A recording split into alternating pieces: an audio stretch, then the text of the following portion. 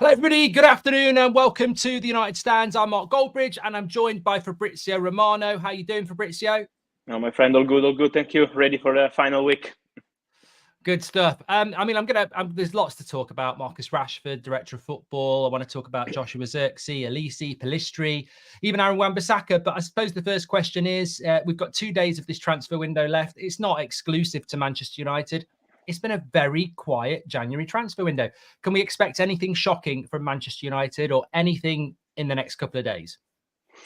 At the moment, it's very quiet. Then in the transfer market, for experience, I would say never, because it's really strange sometimes what happens on the transfer market. But I think Erik ten Hag has been very honest. It's the reality. United had some discussion, as we mentioned many times, to consider the opportunity to bring in a new striker. They spoke to many agents, representatives of strikers already in December and then in January. So there were some opportunities Man United considered, but then because of financial fair play, many of those opportunities. For example, I'm still told that Seru Girassi is probably the player they really appreciated for that position. They consider him probably one of the best options to bring in January. He had the release clause, 17.5 million euros, but for financial fair play to pay the release clause, the entire amount of the release clause immediately was going to be probably a problem for Manchester United, and so that's why the striker deal at the moment is not happening. We'll talk about a couple of other players in a moment, but let's start off with the big story around Manchester United, which is Marcus Rashford at the moment. He was pictured going into Carrington today with his agent, which is his brother. That doesn't normally happen for Fabrizio unless there's going to be some big talks. The agent doesn't normally turn up for training. What's your thoughts on the situation with Rashford? It's the second time this season he's been in trouble with the manager and the club. What's your view on it? What are you hearing? I'm hearing that there will be a discussion, obviously, this discussion with his brother, with his agent. They need to clarify the situation because, as you mentioned, it's not the first time. So it's really important, I think, for present, but also future of Man United to have a clear communication about that. I'm hearing that also people into Ineos, and so people who will take care of Manchester United future want to clarify the situation with an important player like Rashford as soon as possible. So I don't think this is going to be the final discussion between Rashford, his brother, his agent, and Manchester United. I think other discussions will follow to clarify the entire situation around the player. This is one of the priorities for Ineos, and I'm sure also for the new CEO, Omar Berrada, how important is the behavior of players. Look at what happened at Manchester City for many years. For them, it's absolutely crucial, and this is something that they will try to bring also Manchester United, especially when you are a star like Marcus Rashford. So I think this is just one of many meetings to discuss the position of Marcus Rashford. And I'm not mentioning the transfer market in this case. I think it's just about how they want to clarify the situation directly with the player. This is going to involve the manager, the coaching staff, but also the club and the new people in charge. This is going to be a really important part of the process in the second part of the season and to prepare to next season, the new beginning at Manchester United. So I think this is just one of many meetings they will have with the agents of Rashford to clarify the situation. I suppose it's interesting, isn't it? You've got a new, you mentioned Berrada, Ineos, their mentality of what they want to bring to the club. Yeah. You've then got Marcus Rashford. Many Manchester United fans are confused why he would be out in a nightclub the night before training. We all act like, well, that's amazing, but maybe he might fancy a change in the summer. We spoke about that last week. If that did materialize, that in those discussions everybody agreed maybe a move's best, there wouldn't be a shortage of clubs, you were saying last week, that would look at Marcus Rashford. No, absolutely. I'm sure there will be many clubs interested. We mentioned that last week about Paris Saint-Germain. There is people at Paris Saint-Germain who really appreciate the player. What happened almost 1 year and a half ago was with Mauricio Pochettino, in that case, who wanted to bring him to Paris Saint-Germain. But there is still someone at the club who really appreciates Marcus Rashford. Then we have to see what happens with Mbappé. They also appreciate Rafael Leao at AC Milan, for example. So it's very early to mention their strategy for the summer transfer window. But for sure, he's one of the players who's always been appreciated at Paris Saint-Germain. And then what I heard is that probably the next step in the future of Marcus Rashford, in his mind, one day was about a potential move to Spanish top clubs. So I would also keep an eye on that possibility. But obviously now for Real Madrid and Barcelona, the situation is completely quiet. They're focusing on different things. So there is nothing at all at the moment between Rashford and other clubs. I think now the priority has to be to clarify the situation with Man United, to be very clear on what the player wants to do, what the club wants to do with his behavior. So it's really, really important to clarify the internal situation, as Ten Hag mentioned. and then in the summer to decide together. But honestly, at the moment, I'm not aware of any discussion or negotiation. And the last concrete contacts were 1 year and a half ago when Rashford had the possibility to leave, but in that case was Erik ten Hag to say no way. And it is interesting as well, isn't it? Because in these discussions, as you'll know from many years of following football, if Manchester United take a hard line and maybe suspend Rashford from the Wolves game, these players can be very, well, I don't like that. And that can sort of push them to wanting a move. So yeah, watch this space. I think it's a complicated situation, honestly. I agree with you 100% because you also need Marcus Rashford in this moment. You have Anthony Martial injured. You need a striker. You need a player like him in the squad. So I think this is a problem. This is a problem for Man United, and this is a problem also how to handle this situation. But I'm sure that in this case, to have new people in charge, new people helping from Ineos, new fresh air around the club is going to help, because probably what they did with Jadon Sancho is not the best solution for all parties involved. And at the end, you had to loan the player to Borussia Dortmund. So you didn't find the best solution probably for all parties. So with Marcus Rashford, I'm sure they want to find a different kind of solution involving people close to the player. And this is why I mentioned that this is going to be the first of many meetings, because they want to get it clarified as soon as possible. Talking about the transfer window and a player that we would have expected to have gone out on loan by now, does this link in with Rashford, maybe Pellistri, or is there a reason why it's taking so long? We still expect him to go on loan to Granada. Yeah, the deal is basically done between Man United and Granada. Also, yesterday the two clubs spoke again. From what I'm told, there is the green light from club side. Granada are waiting for him. The manager at Granada wants him. He already spoke with Pellistri. Pellistri wants to go. So everything is basically ready, but it's Erik ten Hag who has to say, okay, now you can go, you can leave, you can travel and have your medical. And at the moment, there is still no green light. So Granada are waiting. The agents are waiting. I think that could be linked to the situation, honestly, of Marcus Rashford, or in general also of Anthony Martial being injured. I think Ten Hag wants to be 100% sure of the situation he will have on Thursday at the end of the January transfer window before saying, okay, now Pellistri can leave and can go. So this is basically what is needed: the green light from the manager, and then the player will be ready to go on loan to Granada. Let's talk about Aaron Wan-Bissaka very quickly. There were some rumours yesterday that he'd been left out of the team because he might be sold in the next couple of days. And then I think Ten Hag clarified it was just a little bit of a precaution. There was that link to Saudi Arabia, I think, a few days ago that seemed, legitimate after they didn't get Emerson Royale. Any likelihood of that, or Wan-Bissaka resolve that situation in the summer more likely?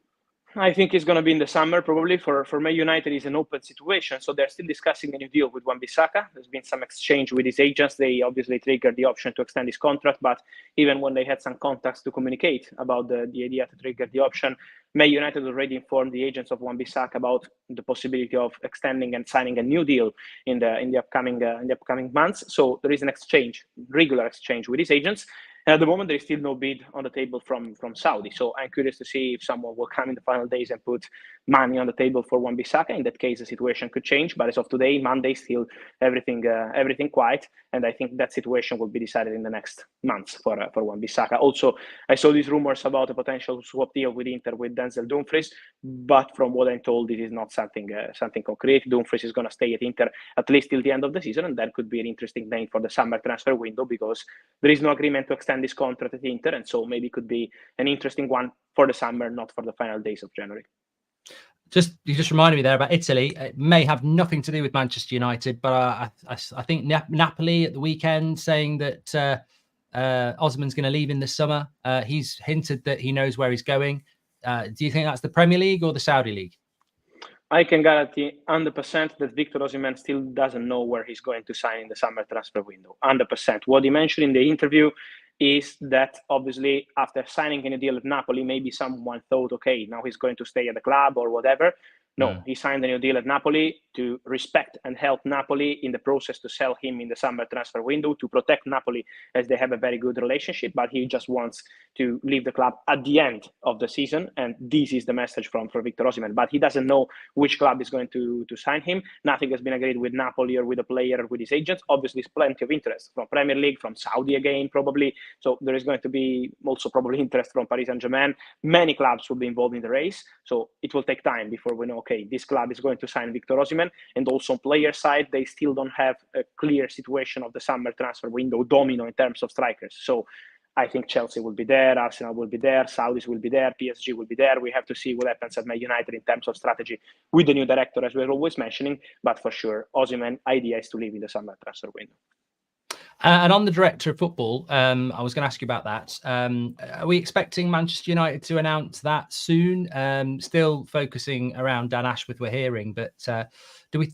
It just seems an odd situation because he's at Newcastle. To continue at Newcastle with the summer coming up, surely there has to be a decision on that soon. Yes, and that's why the timing of announcements or done deal depends also on the other club. He's not a free director, as could be, for example, Paul Mitchell. So in that case, it could be easier to get the deal done and announce it. In the case of Dan Ashworth, you have to respect Newcastle. There is a contract, there are some clauses, so there are still some things to discuss between all parties. It's not something that is in terms of timing for the process, but he remains the name Manchester United and Ineos want to bring to the club. From what I'm hearing, they are pushing to get it done, obviously, in time for the summer transfer window. So honestly, at the moment, it's not clear yet when this could be completed and announced, because Newcastle are still insisting to keep him at the club. So there is still a part of the process to do before saying, okay, Dan Ashworth is the new director, but for sure, this is the idea, is to go for him. And just sort of going back to Italy again for a moment with Bologna and Joshua Zirkzee. There's been a lot of speculation around him. Manchester United, we believe, are scouting him. I was going to ask you that if that is the case, but also a £34 million release clause, which makes that a very hot topic in the summer when people are looking for strikers, very reasonably priced. What are your thoughts on him as a player and his suitability for the Premier League? Fantastic talent, in my opinion. Very talented player. But my personal opinion is that Manchester United need a different kind of number 9. I think they need a player who can be really ready to make the difference in the box. Joshua Zirkzee is fantastic, but he reminds me of Prime Ibrahimovic. So he's a very talented striker, fantastic to see. But it's not like the final part of the Ibrahimovic career when he was scoring 30 goals each season. He was scoring at the beginning of his career when he was at Ajax, at Juventus. He was scoring like 8-9 goals.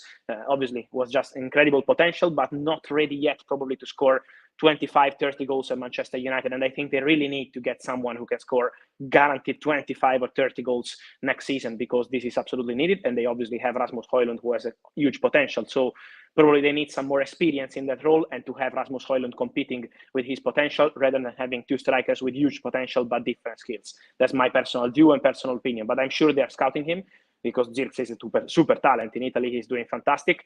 Also, there are many clubs keeping a close eye on him. Remember that, yes, there is a release clause for 40 million euros, but that clause for Bayern is 20 million euros because they have 50% sell-on clause. So it's a huge opportunity also for Bayern to decide what they want to do with Zirkzee in terms of business. And so at the moment, remember, for Man United in general, what we said also last week is that before they know, okay, this is going to be our director of football and this is going to decide the strategy, it's difficult to say, okay, this is the player they want to sign, because they can scout players as they're doing for center backs, as they're doing for strikers and for many other positions. But before saying, okay, he's the player they want, you need a director of football and you need clarity over the board. That's why I think it's going to take some time. And another player that Manchester United have been linked to, I don't know whether you saw this or have any knowledge of it, Michael Lisi, apparently would prefer a move to Manchester United over Chelsea because he's a Manchester United fan. He was very close to a Chelsea move last season, and then he signed a new deal at Crystal Palace. Is there any indications about what his preference might be, or also what his release clause is likely to be? Because we've heard 50, 60, even 70 million. I think it's less than this, but I will be able to say more in the next months, but I think it's not 60 or 70 million. I think could be less than this. And in terms of decision, no, at the moment, no. As I already mentioned, there are many clubs interested in this boy. I'm sure Chelsea will still be there. I'm sure for Man United will be an opportunity they will consider, because obviously it's a big opportunity when a player like him has a release clause, and so makes your job easier when it's time to go and bring in the player. And also Arsenal have been scouting the player multiple times. So I think it would be quite open race, honestly, for Olise. It's not something decided now. It's going to take some time. I think also the player wants to understand, okay, what kind of project there will be at Manchester United, what's going to happen at Chelsea, for example, what's the idea at Arsenal. So before deciding your next club, your next step, you always take some time. And this is exactly what Olise did last summer when he was close to joining Chelsea. Then at some point he decided to respect the pact he had with Crystal Palace and signing a new deal. So that's why my feeling is that it will take some time before we know, okay, this is going to be the next club for Michael Olise. And last question from me, Fabrizio. We might not see much from Manchester United. We've not seen much from anybody really this transfer window. Are you expecting, a big mad rush in the next 48 hours from other Premier League clubs, or do you think it's just going to peter out the way it has? I think it's going to be about opportunities. Some club will try to go for some opportunity last minute, but I don't think there is going to be some super big name coming into the market. At the moment, also the Benzema story, which probably was the biggest of the window, as we always say, it was almost impossible for Benzema to return to Europe. The only case was with a huge salary and pay cut, but this at the moment is still not happening. So I think it's not going to be super exciting. It's crazy, isn't it? It's crazy. We thought, it would be really busy, but I suppose financial fair play might actually be concerning people after the points deductions. I'm sure it'll be a crazy summer transfer window anyway, especially around Manchester United. Fabrizio, absolute legend. Thank you very much for coming on today. And thank you. No doubt we'll speak to you very soon. Thank you. And see you soon. Ciao, ciao, ciao. Cheers. Thank you.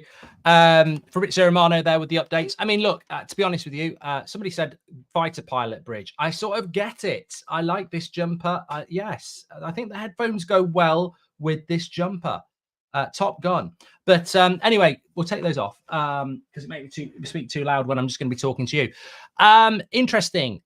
Interesting around the Marcus Rashford story. I'm not going to beat around the bush on this one.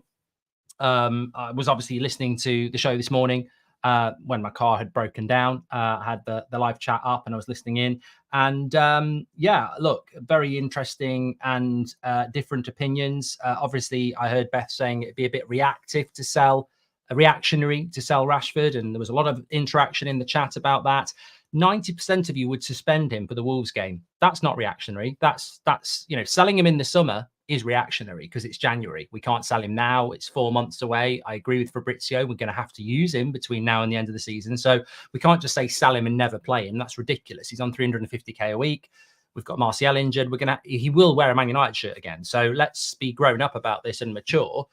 A lot of anger, a lot of frustration. I get that, but he will wear a Manchester United shirt again. That doesn't mean he can't be sold in the summer. What I found interesting was that 90% of you would suspend him for the Wolves game. My opinion on this at the moment, and just to summarize what Fabrizio said, we know that the agent of Rashford was with Rashford at Carrington this morning early for conversations. Where we are at the moment is there is no defending of Brand Rashford on this. It's a new world for Marcus Rashford and his team, because I think in recent years, anything that's negative that's said about him, they can bat it down with a very, very strong brand. The sad thing at the moment is that you can't do that. You can't tweet something, you can't get in contact with a journalist, you can't spin this one to a positive on the money in the bank that you've got for your brand and the goals in the past. He's completely and utterly exposed in a very, very bad situation. That could be really positive. I think one of the scary things that you see in the world of celebrity is that they're so we've seen it time and time again.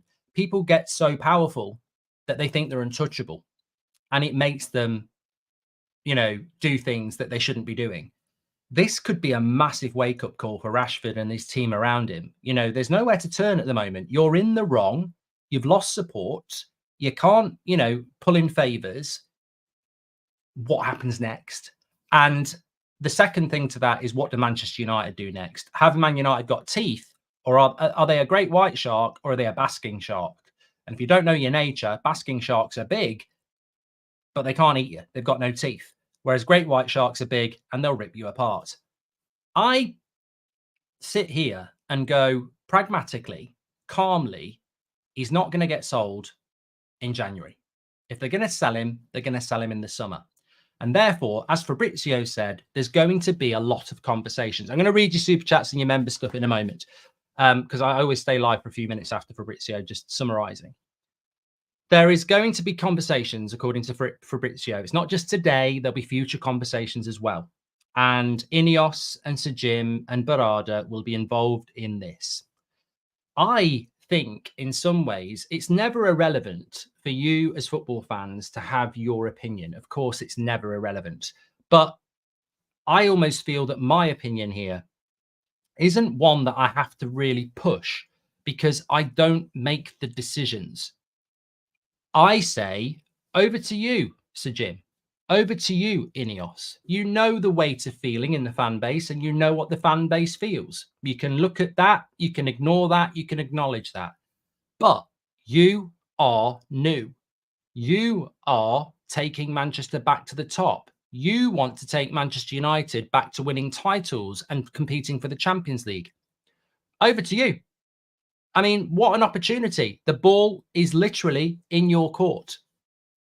If you want to make a really big statement about a new future, well, here's your opportunity. If you want a sacrificial lamb to say, we're not taking any more shit, no more player power, no more toxicity, no more ill discipline, well, here's your opportunity.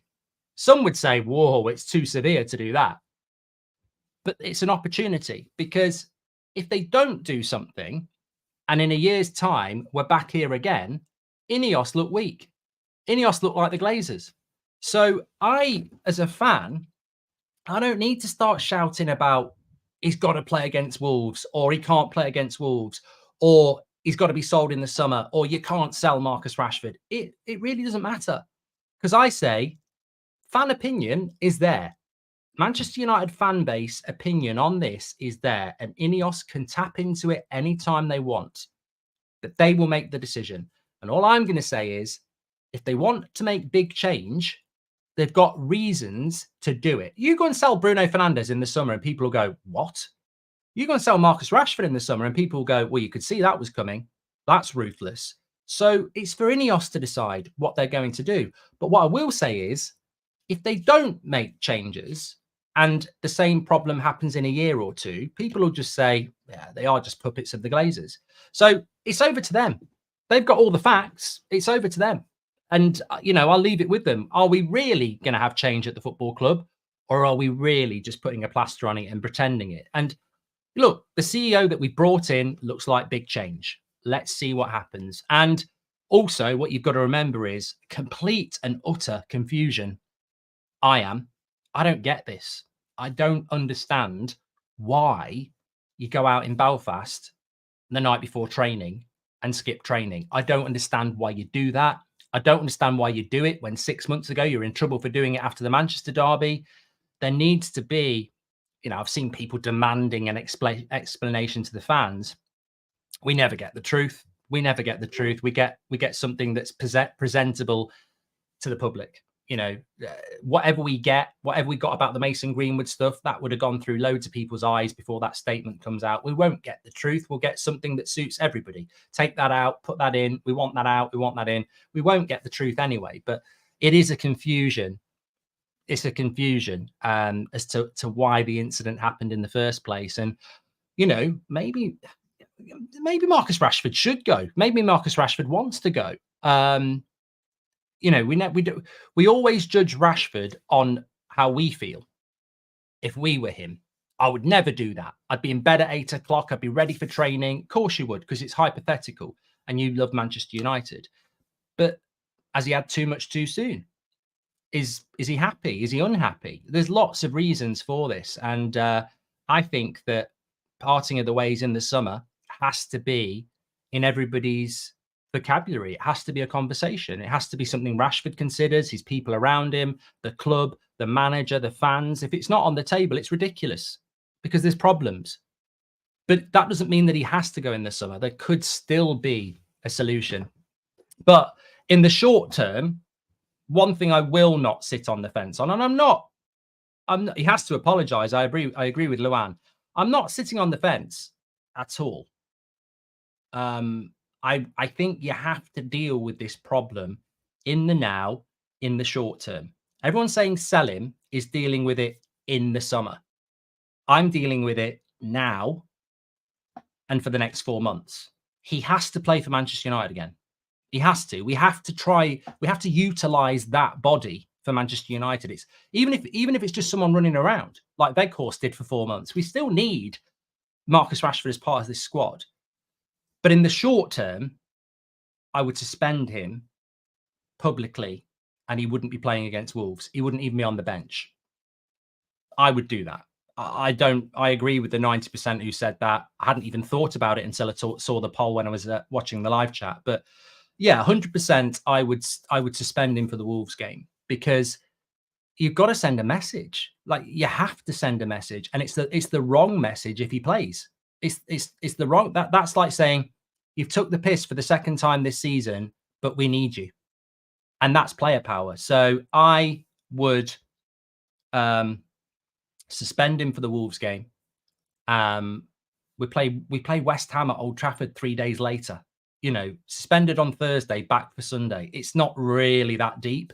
So that's the first step I would take. But I wouldn't be looking to say he's up for sale in January. I wouldn't be looking to say he's never going to play for Manchester United again, because I think Rashford needs United and we need him over the next few months. And you know, but it's a very, very interesting and confusing situation. But I think there has to be a punishment. There has to be a punishment. I'm intrigued to see how it's going to work out. You know, one of my big fears would be there's an apology. He comes back into the team, he scores a goal, and he's back. But my big concern about Rashford is that, well, it's twofold, actually. First of all, we know he can score goals for a period of time and then it will stop. So even if he scores goals between now and the end of the season, we could be back here again next season with him not scoring goals and his head down. So that is a concern, the consistency thing.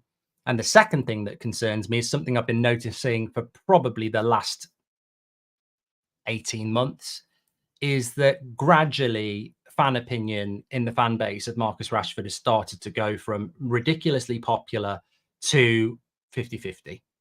And I think that's where we are today. Even though what he did last week isn't great, I still think there's a large percentage of the fan base that backs him, but there's a large percentage of the fan base that doesn't. And the question is, can you win those people back, or are you going to keep losing? And that's a problem as well, because what Manchester United do want to do is, if Rashford stays, they want him to be the face of Manchester United. They want Marcus. That's what they're paying for. They're paying for the goals. They're paying for the status. They want Rashford to be the face of Manchester United. Can he be that again? Can he come back and do that again? I can't think. There will be examples of other players out there, but you know, I think of Scholes, I think of Giggs, I think of Beckham, I think of Ronaldo, I think of Rooney, and the only one that really came to mind that sort of lost it a little bit was Rooney, when he, you know, Sir Alex sat there and said he's told us he wanted to leave. But Rooney at that point, and anyone who's old enough, we're only talking, what, 13 years ago? Rooney still scored goals for United after that, but he never won the fan base back completely. There were sections of the fan base that loved Rooney, and he stayed for a few years after that, but he never had it back how it was. He lost something that day that Sir Alex Ferguson came out and said, he's told us he wants to leave. And Sir Alex is sat there dejected, and he still scored lots of goals and he won titles for us, but he lost something. And it's hard to get it back. It's hard to get it back when you start to lose the fans, because some of these fans have been around for years and they won't put up with it. So it's a really interesting situation. And I think United have got to lead from the front. And they're going to have to show some teeth on this. And more specifically, Ineos and Sir Jim. You know, we've had the fan, you know, I feel sorry for them. I feel sorry for Ten Hag, and I feel sorry for Sir Jim and Ineos, because they've had the fanfare and it's not lasted very long. You know, Christmas Eve, they've got the club, the CEO, we've sacked this person, we've done this, we've done that. I'm telling you now, Ineos and Sir Jim will be sat there going, you know, we wanted at least a year of positivity PR. You know, we've got the CEO, the director of football's coming in next. We're going to have a big summer, hopefully. They want to distance themselves from they only own 25% of the club. They're trying to build a momentum and a future, quite rightly. And, well, welcome to Manchester United. Welcome to Manchester United, because if you think you're getting even 3 months of positivity at Man United, you're having a laugh. There is always a drama. They've not even officially been announced yet, and they've got this huge decision. And all January, the positive was the Glazers can't do anything sale or purchase-wise without Ineos saying yes. Well, it works the other way. Marcus Rashford, who's making the decision on him? Oh, it's footballing. Over to you, Sir Jim. This is what you paid 1.4 billion for. this is on you. So the Rashford decision is going to be with Sir Jim Ratcliffe and Ineos, not the Glazers. You can't put this on the Glazers, because we've been told the footballing side is exclusively Sir Jim. And what a bloody decision to have to make. So I say over to them. Let's see what they're going to do. But I've already seen a hell of a lot of people saying, well, you can't come out saying it's a brand new Man United about mentality and consistency and the right attitude, and then bow down to Rashford and keep him. You've got to get rid of him.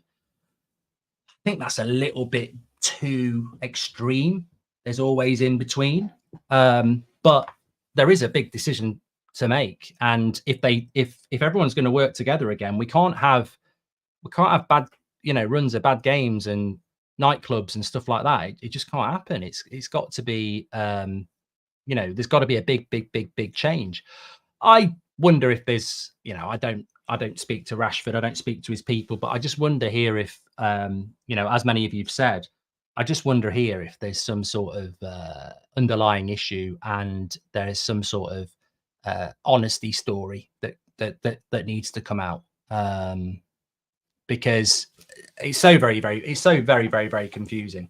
I can't believe I sent that twice, says Irish Zombie. Well, let's read what you said. He's red, but we need to show the players who is in charge wouldn't have got away with it under Sir Alex. He's 26, post about silencing the critics, and then he can't back it up with, he comes and backs it up with this, is the Irish Zombie. Mark, could you ask about Brian Brobby? I think that was for Fabrizio, but there's nothing about Brian Brobby anyway. I mean, Fabrizio's gone, but yeah, there's nothing to add about Brobby. It's just another option. It's very interesting what Fabrizio said about Zirkzee, though. I always do this with Fabrizio. We remember asking him about Højlund, Ahmad, Donny. He's not just a journalist. He watches a lot of football as well, and especially in the Italian leagues. And what did he say about Zirkzee? I don't think he's the sort of striker Man United should sign. Too much of a developmental striker when United need someone to come in and score goals and work with Rasmus. Are any signings possible without having a director of football, says Mario? I don't think so. Dan, you're an absolute legend. Welcome to the members club. Thank you very much. Love that. Charles says, drain the toxic swamp, Lingard, Sancho and Rashford. Look, interesting videos.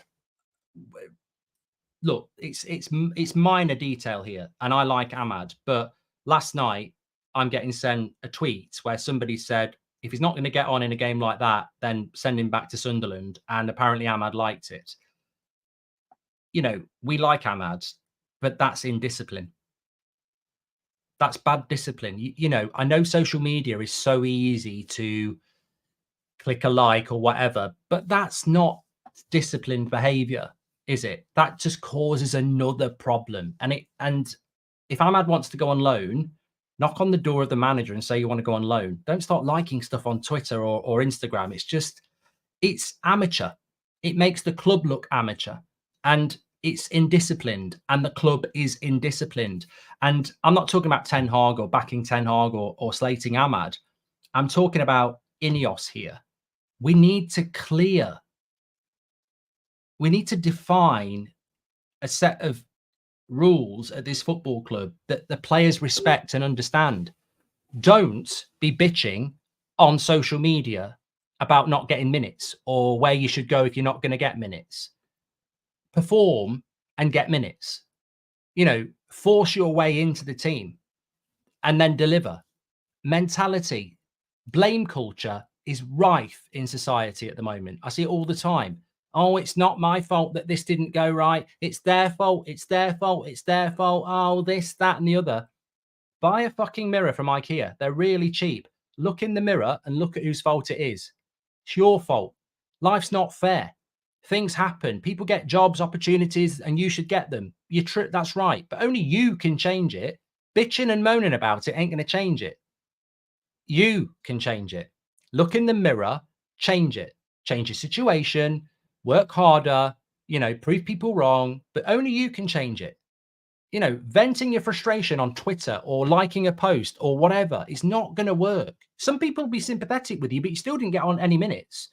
You can change it. And that's what hopefully Ineos are going to bring in. This mentality of, If I don't get on, I'm going to make sure I get on the next game. This week in training, I'm going to prove I'm better than Anthony. I'm better than Garnacho. I'm going to prove it in every minute of training this week. I'm going to be so fucking good. He's going to have to play me. And that mentality just needs to be there within the team. And as for discipline, well, look, you know, you read about Sir David Brailsford and Sir Jim Radcliffe having conversations with Sir Alex Ferguson. In some ways, that's really good. But in other ways, you don't need to. David Beckham was forced out of this football club because Sir Alex didn't like him doing stuff in the media. Roy Keane was forced out of this football club because on an MUTV interview, he was honest about players he didn't think were good enough to play for Manchester United. Van Nistelrooy was forced out of this football club because he fell out with Ronaldo. Jaap Stam was forced out of this football club because he did a book slagging off the Nevilles. Like, it's, I don't know how accurate I am on all of that, but they're the rough stories. Jaap Stam was still in his prime. Van Nistelrooy was still in his prime. David Beckham was still in his prime. Roy Keane, all right, was coming towards the end, but what a way to treat a legend. They weren't out partying. They weren't tweeting about the manager. They weren't, you know, slagging the manager off behind his back. It's if you want to learn about Manchester United, the lessons are there. Take no shit. Like, literally implement the standards of the football club that most of us grew up watching. It's confusing as a football fan who lived through that and saw those standards to watch these standards. Keane, Van Nistelrooy, Stam and Beckham would wipe their arse with most of this squad. So you've got 4 brilliant players being booted out of the club for minor things. But then we've got players today who are nowhere near as good as those players doing really bad things and being allowed to stay. And you wonder why we haven't won a title for 10 years. You don't need to speak to Sir Alex about it. The evidence is there. And maybe Sir Alex in his older age has mellowed and gone, well, I'd give him a second chance. Look at prime Sir Alex and what he did. Don't listen to prime, you know, what Sir Alex is saying now, because Sir Alex might say, you know what, I'd keep him as a young lad. He's from this youth setup. Go back to what we were successful for. That's what I'd be looking at. Sean says, too many entitled people need a clean slate. These contracts are too lenient and favourable to the player. Woodward and Arnold messed up, says Sean. They should sign you as Man United motivator, mate. I'd get pumped doing these 3 reps in the gym, says Shashank. Mark, I feel Marcus gives a certain persona that is not complementary to new players coming in. They see how Marcus, Jadon, etc., and it seems to rub off, says Thomas. Sterling's on 320k a week and Rashford is on 350k. Haven't we learned as fans that overpaying players doesn't add to the hunger for success or trophies, says Akash. Yeah, I think it's... look, I read something on Twitter yesterday and I thought it was very, very true. What are our wingers on goal bonus wise, and can we change it to assists? I mean, it sounds like a joke, but seriously, are they getting paid more money for goals than they are for assists? Because it's that sort of stupidity that you then have to endure on the pitch.